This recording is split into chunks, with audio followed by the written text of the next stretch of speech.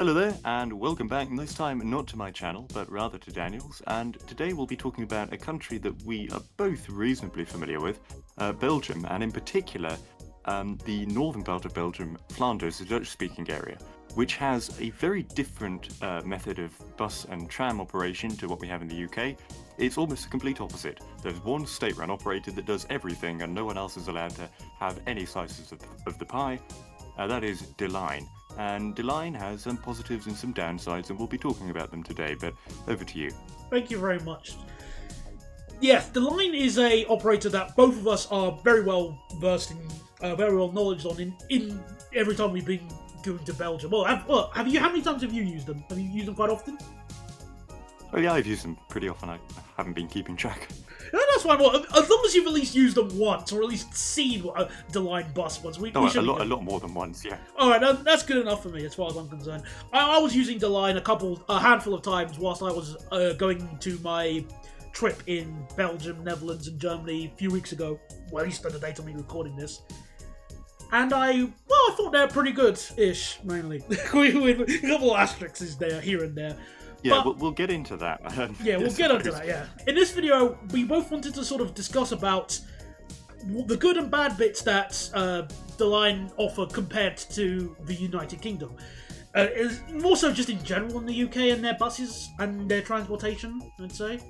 Yeah, I mean, the thing about the UK is there's just so much variety. There are some cities that have excellent buses, some that have terrible ones, and they're all completely different. There aren't really any two cities that have remotely similar public transport systems, apart from maybe London or Manchester, but even still, there's massive disparity there. Yeah, it's a bit of a stretch. But in Belgium, it's much more unified, and yeah, it would be interesting to see if there are things that both Belgium and the UK can learn from each other. And yeah, that's what we'll be intending to look at. There's sort of two areas where we think Belgium does things better with integration in general and ticketing. But the things it does worse are probably branding and comfort. These are, I imagine, controversial, and we'll get into that. Yeah, definitely. I should also quickly jump in. So people who are wanting our opinions on STIB, the Brussels sort of transport thingy equivalent, and LATEC. The GWVillager... Transport for Brussels. Yeah, Transport for Brussels. Yeah, thank you very much. Basically that. So GWVillager hasn't used the LATEC that much at all, haven't you? So you wouldn't I don't think I've ever used it. I think I may have used it once in the years, but I can't really remember. Yeah, so you won't be able to contribute that much of an opinion. I can at least say that if we were to rank these three companies in Belgium, at least from my experience, De Lijn is at the top, number one. Transport for Brussels is at number 2, and at 998th place is LATEC. Yes. And the sort of intervening 900 places are like independent taxi operators. Yeah, Dave or Russ in his little taxi is just beneath that, because yeah, me no like in his tech. cab in Antwerp. Me no liking. No. So the first good thing that we can both agree on definitely is integration. Yeah. I mean, Belgium in general does this well, but De Lijn in particular.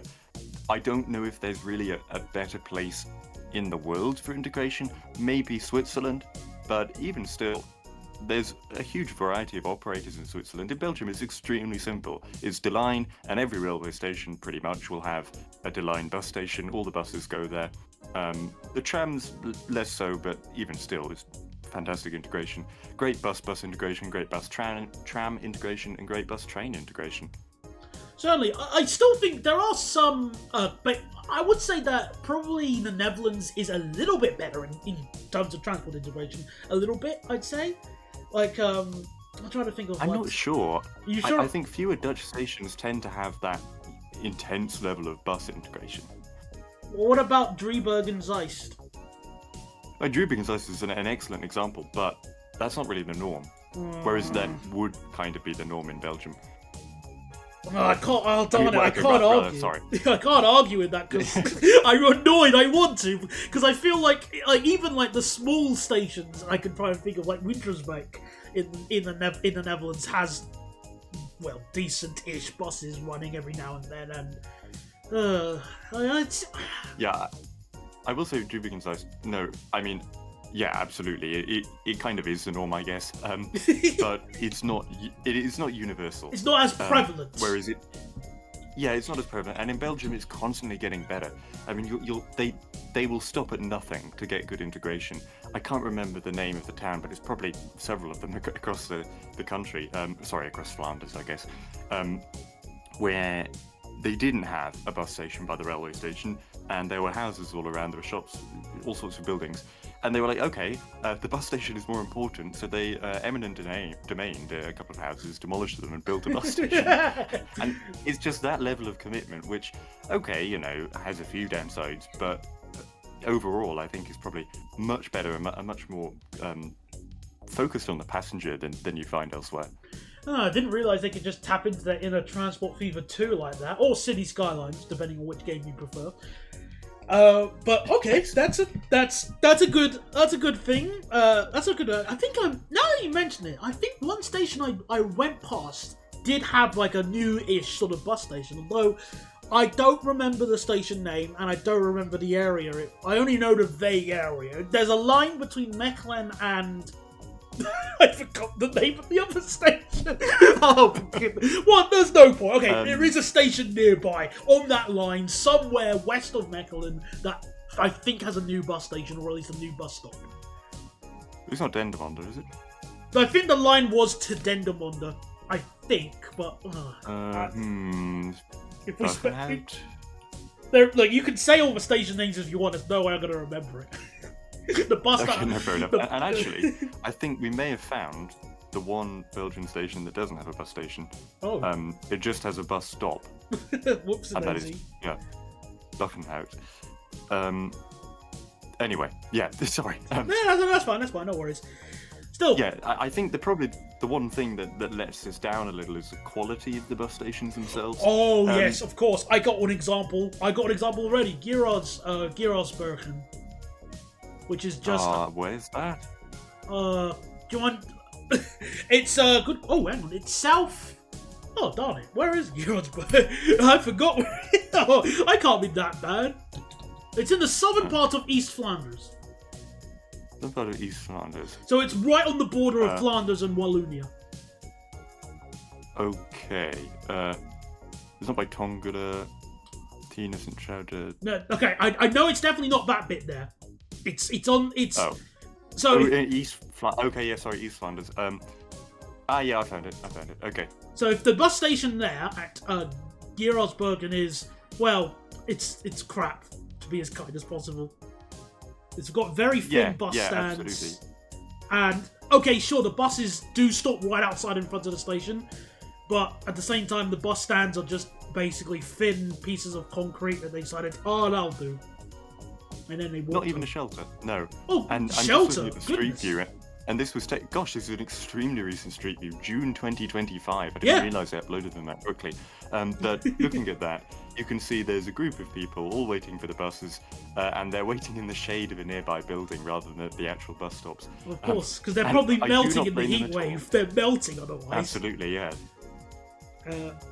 So I mean, that's probably a good example. But even in some really large places, I mean, Gerardsbergen is not a massive place, but somewhere like Hasselt is, and yet the station there, goodness, even though it has a shop, shop, I ticket office thing, it's not up to much, and you do feel a little bit like a bit of a pariah if you're trying to catch a bus from Hasselt, or in fact probably most of the bus stations in Flanders, with the possible exception of some of the ones in Antwerp. So yeah, not perfect, but overall integration is amazing. Alright, yeah, I can at least agree on that. You know, it is good. Another thing that the Line do really well are their ticketing. Indeed, they do it exceptionally well. In fact, it's extremely simple. There is basically one way you pay, and that's a single ticket, and it's €3. And instead of being like a conventional single ticket as we have here, it's much more like the London Hopper fare, where you tap on and then you get an hour of unlimited transfers onto any tram or bus. You can pay by contactless as well. It's very flexible, or you can buy it from a ticket machine and get a little RFID magnetic card. It's an extremely simple system and covers the entirety of Flanders. And whilst €3 is a little expensive if you wanted to make a very short journey, I think overall this is a very positive system. I agree. Being the person that I am, I almost always get the day tickets, which are €9, which, again, I think it works out for me because of how I do my filming and traveling and stuff. So that ticket is, like, fantastic. And I also just love how every major point, every major station and interchange area with the line has their own ticket machines. So thank goodness every London, like not even just London, but every major bus station I think in the UK should have ticket machines like this. Excellent. Yeah, I mean I completely agree. Having every ticket required to be purchased on the bus just increases dwell times for no real reason. It's so comically bad of how bad it can be. Like if you've got a really small bus operator and you've got like 20 people boarding the bus at the first stop, that poor little ticketer machine is going to get fried. Oh, poor thing. Oh my goodness. Yeah, and they're not exactly quick machines. But yeah, and also for unfamiliar passengers, for new passengers, it's quite comforting, I guess, to have access to a ticket machine before boarding the bus, so you don't have to deal with these sort of awkward, is this valid, is this not? It's all explained for you clearly, and you can get your ticket without having to interact with a single human being, which is very important, I think. Yeah, get rid of all those humans. God, what's wrong with them? Well, yeah. I mean, to be honest, I do prefer using ticket machines, partly for this reason, but the main thing is it can be kind of humiliating if you're in particularly an area that doesn't get many tourists, if you're in rural Belgium or something, or like a small town where not many people go, and you get on the bus and you're like, I have no idea, what do I do? It doesn't matter. You can just buy one from the ticket machine. It's valid for a year before you activate it, because it's one of the little magnetic ones rather than a receipt like you get here. And yeah, it's a very simple and very dependable way of getting a good ticket. Indeed, certainly. And one thing just to quickly add, especially from my observation whilst I was travelling to Belgium, it was a while ago, as demonstrated, obviously the Line not only run buses, they also run trams, and the great thing about the tram is that everybody pays their fare. Absolutely everybody, including all I have never once seen a single person not pay their fare. I know, it's never happened before, especially in the early mornings, when there's a whole bunch of school kids travelling. Yeah, it never happens. Oh, they're the most dependable fare payers, and I've always seen, in fact, on every single journey, extensive revenue enforcement. How long can we keep this sarcasm up? Yeah, this is the main problem with them.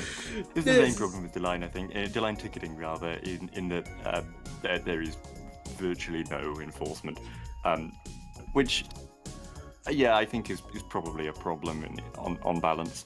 But it does mean that they act largely like sort of foot accelerators to an extent that you don't usually see elsewhere. People just hop on a tram.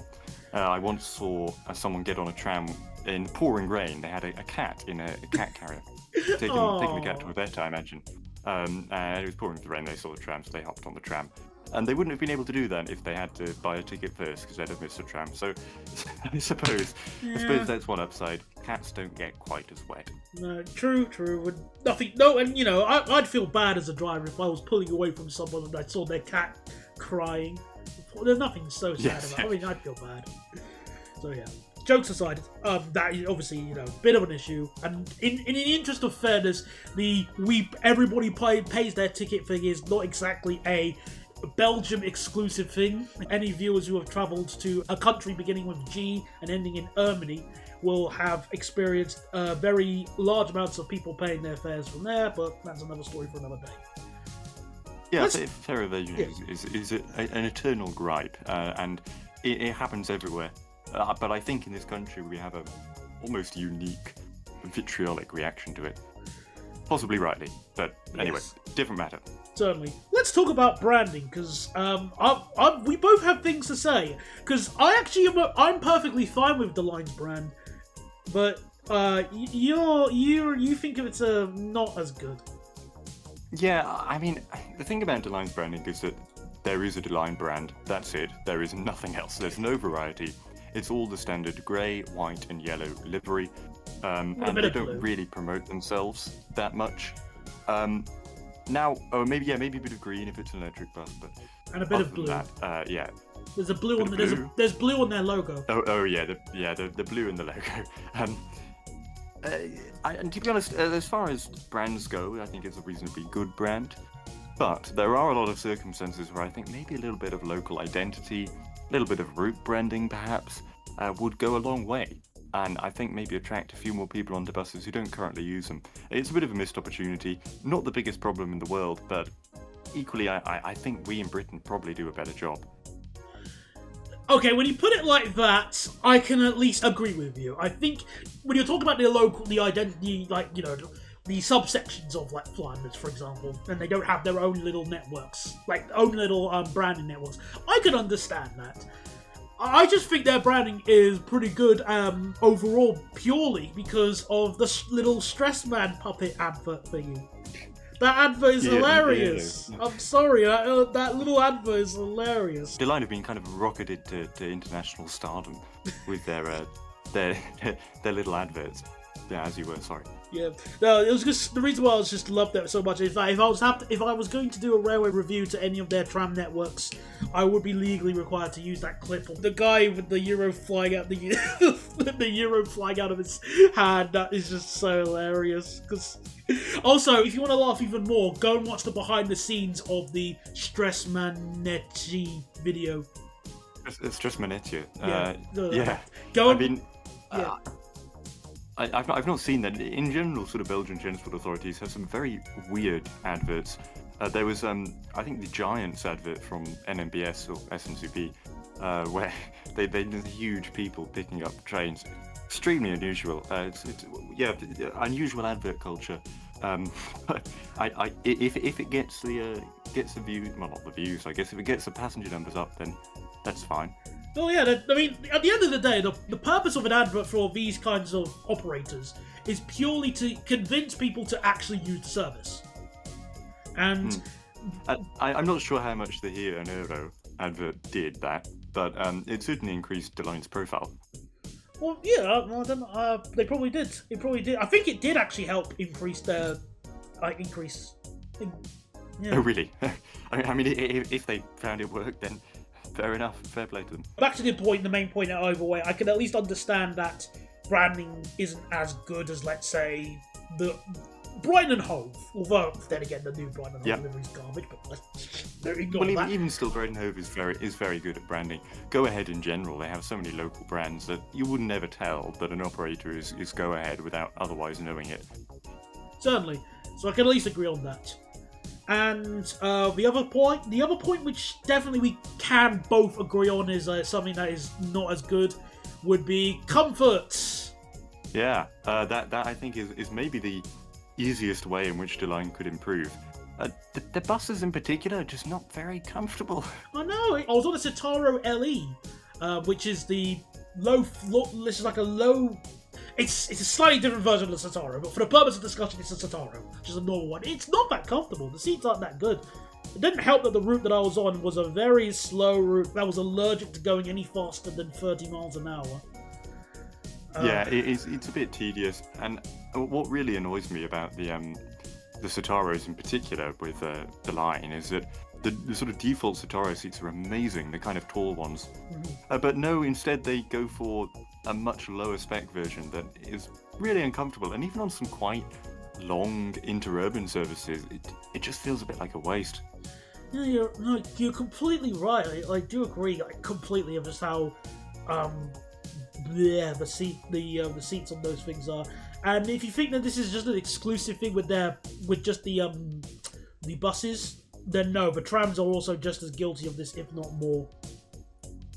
Yeah, to be fair, I think the older fleet is a lot better. They were much more open to having larger, taller seats in older buses, and also older buses and trams have maquette rather than this awful, greasy, brown, semi-leather thing they have now. Which shows up dirt and use really badly. Even trams that are, less than a year old are feeling a little bit getting on them. But buses that are 20 years old, you don't feel uncomfortable. I'm trying to think of what was so far, I have been on a handful of the Line buses. Like, I've been on the Iveco Crossways and the VDL Citeo. I was not a fan of the VDL Citeo. I was also quite hot on that day I rode on it, so not a happy bunny on that day. We were talking a few years ago, so I still remember the annoyance. So I've been on the Citeos. And the small Van Halls as well. There was a Van Hall I rode on from Heverley to Leuven Station, which should have been a Van Hall A360, but it was swapped out for an A309, which, if you want to know how bad that is, imagine riding the coastliner bus route, the 700 coastliner bus route in Brighton, and it pulls up with a small Inviro 200 and 8.9 meter one. Do you want to ride on that service? No, but I had no other option. Yeah, I mean, I will say though, I do think one thing they do quite well in terms of branding is sort of advertising a lot of their newer buses, and even though a lot of this is just the inherent design of the bus rather than the Line's branding, I do like, as you pointed out, the kind of green bits they put on their no, that's not branding, that's comfort. Sorry. I'm sorry. Don't worry, it happens. Comfort. So try again. So comfort. What is there any vehicle that you rode on the Line vehicle that was decent to ride on comfort wise? Anything? Some of the older Staros with the high back seats that I think we mentioned before. And actually, I kind of like their is it the Albatross trams? Well, I think the Albatross. I haven't been on an Albatross. No, it's not the Albatross. The Hermelin. The ones that were slightly older, the sort of I know early what 2000s one. I know what you're talking about. I forgot the name of it because I'm a dum. But I don't think I got a chance to ride on it, rather annoyingly. Or did I? I can't remember. Oh goodness gracious! I rode in one and it felt very well built. It felt very well built indeed. And the seats, I think they were fine. I can't really remember them being too comfortable or too uncomfortable, so they mustn't have been that bad. It was like Hermelin. Yeah, Hermelin, yeah. The Hermelin trams. Those ones, yeah. Yeah, I like them. They're nice. Yeah, so they're okay, I think. I can't remember. Still, that's what we have to say regarding comfort then, you know. Make tram more comfortable. Make tram comfortable again. Well, but in particular the buses. Like with the tram, you're not on it for that long. It doesn't matter that much. But with a bus, yeah. Come on. Okay, yeah, fine. Make bus better again. Is that all we have to say regarding the Line? You know, we like them, but you know, could see some little bit of improvements here and there. Yeah, I think maybe a word or two on the infrastructure would also be good. Sure. Oh yeah. They have. Yeah. The thing about Belgium, and we were discussing this earlier. In Britain, if we don't know what we're going to do, we don't do it. In Belgium, they will do it anyway. They'll do something with no idea what they're doing, and you get crazy things like the sort of weird consists that are currently going on with SNCB, or like half-built bridges that just span a railway line for no reason to match funding, or building several metro lines that are just never used. This thing happens a lot, but overall I think this is a much better approach than the one we have in Britain. It's better to have too much infrastructure than too little, and in general, Line makes excellent use of their infrastructure. They have the PreMetro lines in Antwerp, and a lot of sort of median running tram lines that buses also use, and that's one thing I don't think we do enough in Britain, but yeah, I mean, it provides a fantastic way to speed up buses and trams all in one go, and it looks really nice as well. Yeah, I did find that really well. I didn't actually tell. I didn't find it odd. It just made me go, oh, that's nice to see. When I was in Antwerp, seeing the buses and trams share the track.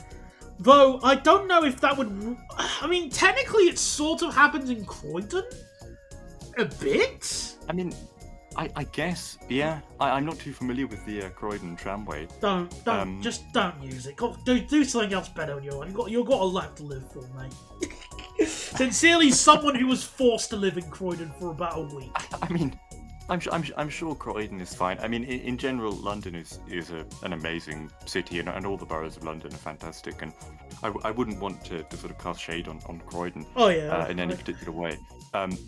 But that said, I'm not racist, but sorry, I'm sorry. I had to take advantage of that. Carry on. well, well, I mean, there are other tram systems in the country that I'm more familiar with, and there are lots of amazing places I want to go and have a look at. Croydon isn't necessarily top of my list. I'm sure it's fantastic, but for some reason, it doesn't really interest me. But Nah. I don't know why, frankly. But Well, here's an interesting thing. Well, what would Croydon be like if it did have a PreMetro? That would be. I think it'd be worse. Or even anywhere in London, because. Well, again, I don't really know what it's like. All right, then let's try. Comment on. Let's adjust it then for you, because for your experience, what would Manchester be like if it had a PreMetro instead? Because obviously they were originally going to make a metro, but so what if they made a PreMetro? Yeah. And there are some Antwerp-style abandoned stations underneath Manchester. I'll need to Google to see what they look like. No, well, they're not kitted out. They're basically just holes in the ground. I think there's certainly one under the Arndale. There might be one or two more. I think it's probably just the Arndale one, to be honest. But anyway, the principle was there. Yeah. And to answer your question, I don't think it will be much different at all. I think it would be I think it would be a lot better if it did. It will, because you see how slowly the trams crawl around Piccadilly Gardens. Yeah, I mean, I guess, but overall you're saving, 2-3 minutes? It would be better for safety, but in terms of operations, probably not much difference. Maybe. We'll see. You have to see, really, and see what it was, how it would allow much more capacity, which Exactly. is probably the main thing, and that would be very good. Yeah, that's sort of the thing I'm looking at. It's not so much just it's probably like the speed is not really the concern. Well, actually, it is. The speed trains go faster, yeah, but you also be able to boost capacity and have more trams running. Yeah, no, fair enough. I agree. It probably would be better to have a PreMetro. It's just, would it be worth all the massive expense that would inevitably involve? Well, it's the north, so no. I think the first priority is probably quad tracking the Castle corridor, or at the very least building an extra 2 platforms at Manchester Piccadilly, or HS2, or in fact any number of really important upgrades. It would probably take many decades to happen. Well, it should have happened many decades earlier. Sir, sorry, you're not in the south. Work harder.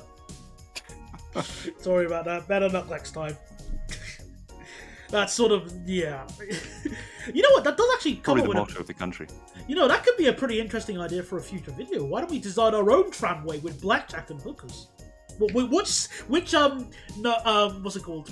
Which city in London? Oh no, that's a stupid. Sorry, let me try. Which city in the UK? Westminster. Which city in the UK would benefit with a completely designing our own tramway in another city in the UK, like completely from the ground up? Like, where would it be? Like, where would you serve? How many lines would you have? What train types should you use? Or maybe you would treat it like similar to buses in Europe, or tramways in Europe that are like unidirectional. A unidirectional tram. Ooh, I guess. I think the city with the most potential in this regard is Birmingham, pretty obviously. Leeds comes in close second. I know people would say, well, hold on, Leeds doesn't have anything. Birmingham has a tram line. Yeah, but Leeds, I think, meets more of its potential at the moment. Even though it doesn't have any trams, it has reasonably good suburban rail, and Leeds city centre feels healthy and vibrant.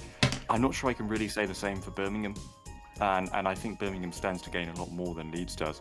That, of course, is not to say that Leeds doesn't deserve a tram network. It absolutely does. But if I could only choose one, I think I'd have to choose Birmingham. Wow. Even the wow. All right. Well, fair enough. I would have voted for Leeds again, purely because if you want to go to this place called Leeds Bradford Airport, your option is, how do you get there? Is it the bus? You must be. The bus. Someone. It's a pretty good bus, to be honest. They've got new hybrid Sataros, which are very cool. Oh, now I've got 3 reasons to go to the north. Effort. And they used to have extremely well branded Opto Versas that I think they still do. It's kind of a mixed transition, but yeah. Transdev? Transdev indeed. Oh, what a guess. Then again, it's not like the Flyer is branded. It's not like there's not many options to guess through, though. Alright then, well I guess that covers it then, wouldn't you say? Yeah, we've gone a little bit off topic towards the end. No, that's fine. No, it's fine. It happens. It happens. I'd rather be a little bit off topic, but you know, I'm glad that we've had this little discussion. Then this is what we think about the Line, and you know, maybe one day we'll do a sequel video with Transport for Brussels, and then maybe if I lose rock paper scissors against the Queen of insert country here for me, then maybe I'll do one about latex. Yeah, I'm not sure what I can really contribute with regards to Stib, but oh well. Well, you have at least been on their trams there, haven't you? I don't think I have. Oh, you're missing out, mate. Oh, goodness, Are they good? Well, that's. I'm going to take that as a no. Well, they exist. They exist. Okay. I should probably take one day. If I ever was to travel with you sometime, I should probably take you round on some of the amazingness of their trams. To be honest, every time I end up in Brussels, I always end up thinking, oh, I could be in Antwerp instead. And just go to Antwerp. I mean, it's not far. Well, my friend feels the same as well. But that'll be it then for tonight's video. Thank you very much, everybody, for watching. Thank you very much, GWVillager, for meeting my diversity quota by hiring somebody, by employing somebody to assist me with this video for, you know, filming and... What am I saying? Thank you very much for chumming along, at least. Thank you. Thank you for having me. Yeah, and I hope we were able to provide you, the audience, with something entertaining. Indeed, I hope so too. If not, we'll come over and stamp on your toys, and that'll teach you for being mean to us. Thank you very much for watching, everybody, and we'll speak to you guys next time. Goodbye! Goodbye.